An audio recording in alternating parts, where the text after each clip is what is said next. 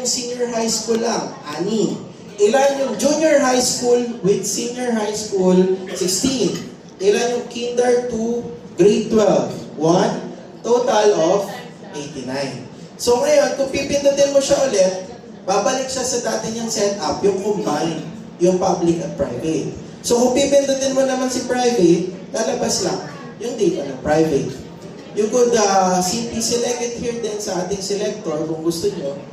Mas madali. Meron din ditong options. So pag binalik natin ito, lalabas dyan, public, private. And then click nyo na lang yung kailangan nyo. Andito rin sa baba yung enrollment, andito rin yung teacher. So magbabago rin po yan. So in public, as of the moment, yung atin pong active teachers which are currently having a load sa ating schools, meron tayong 9,254. Though meron pa kami inaayos dito ni Ma'am Jean kasi sa data naman ng personnel, we have 9,600. So may discrepancy. Hinahanap pa po namin. Yung iba siguro naka-leave, yung iba po naka-study leave and so on. We will have to consolidate with this part. Now, on the side, you have your demographics tab, learners tab, assessments tab, health and nutrition, learning resources, support to education, and school facilities. So pag pinindot mo siya, halimbawa, demographics, pinindot mo yung school data under demographics, lalabas ngayon dyan yung ating school level data.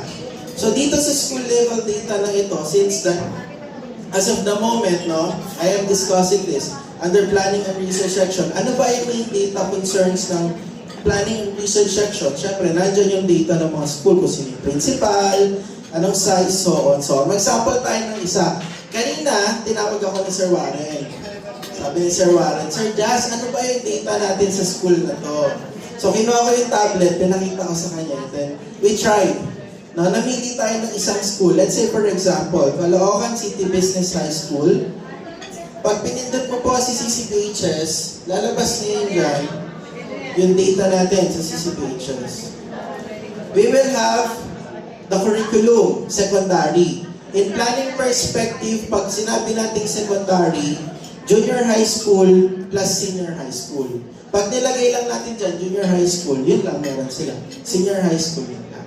Size, mega, congressional district, first district, school district, Caloocan North, District 1. Ngayon, ang ating enrollment sa CCBHS ay 4,660. Since na, again, under our planning perspective, nilagay na rin natin ilan yung absorptive capacity. So,